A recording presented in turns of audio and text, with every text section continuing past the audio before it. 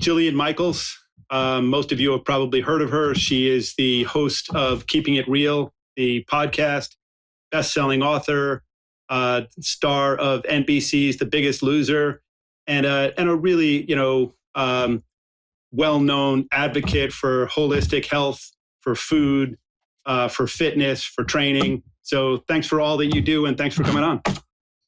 Well, thank you so much for having me. Really fun to be here. Not fun to follow so many of these incredible experts, but I'll do the best that I can. I think obviously the core mission is to help people live better quality lives. And we've all heard the terrifying statistics of infertility going up, cancer diagnoses going up, and people 18 to 49 at staggering number. Like, I'm not going to run you through it again.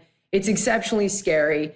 We have a problem, and that problem should not be a partisan one.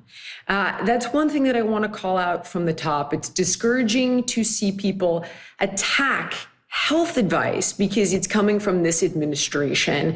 We've all seen pregnant women on TikTok taking Tylenol. It's exceptionally discouraging. So what I want to do with my few minutes here is tell people what they can do to take agency, because now that you have an administration that's working to fix what's broken, the revolving door between industry and our government agencies that mandate health or oversee it, so on and so forth, it's nice to be able to take that off of the plate of the average American. But what can you do to help yourself and to help the administration? Number one, we all know, use your common sense and your critical thinking when it comes to your food.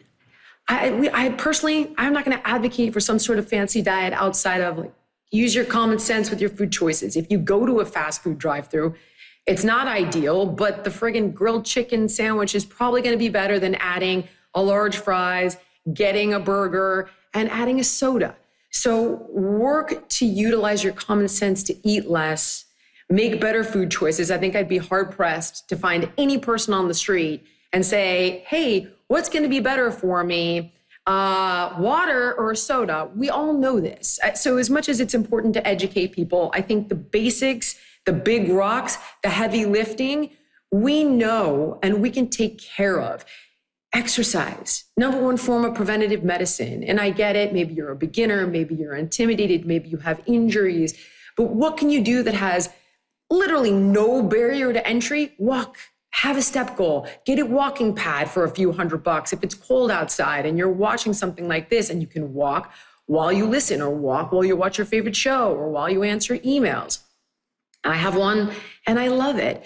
What can you do as we're sitting here talking about all of these terrifying chemicals in our water and in our air and in our food and our hygiene products and this and that and the other? You could do a few things that will have a big impact. Get an air purifier, right? Get a water purifier, get a reverse osmosis filter, green your products in the home. A lot of this stuff doesn't cost more. It actually costs less over time. It's a small investment. And in my industry, it's well known that the number one cause of bankruptcy is sickness. So this small investment now is going to have an exponential benefit to you financially down the road, not just in your quality of life. So, what can we do with regard to policy? I think a few things. Be aware of what's going on. And so many of us, and I myself am guilty of this, get caught up in fighting culture wars about biological men and women's sports. We get distracted from the things that what I like to think of as the uniparty is passing behind our back, like giving big ag complete immunity for things like glyphosate. And no one's paying attention to that. That is an average American. And these are things that are going to dramatically impact our well-being. So if you can do your part, as mentioned, and reach out to your representatives and tell them that you're paying attention and tell them what you want to see them voting on or voting for, it's going to go a really long way with helping this administration. And I see I have about 30 seconds left. I would say, last but not least, again, use your common sense and investigate everything. The smears on the people involved in this administration have been so absurd. Newsweek actually printed that Kennedy eats dogs.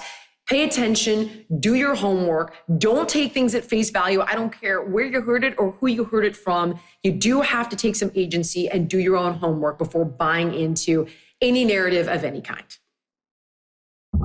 Thanks so much. That was really great. And it's such a good point that, that the key thing is for people to use common sense, for them to use critical thinking. We all know that whole foods are better than processed foods. We're starting to learn once again that cooking with butter is probably a hell of a lot better than cooking with seed oils. And we're kind of learning that policy changes are only going to go so far, that we should, yes, really push our, politicians to do a better job, to vote for things that really help us.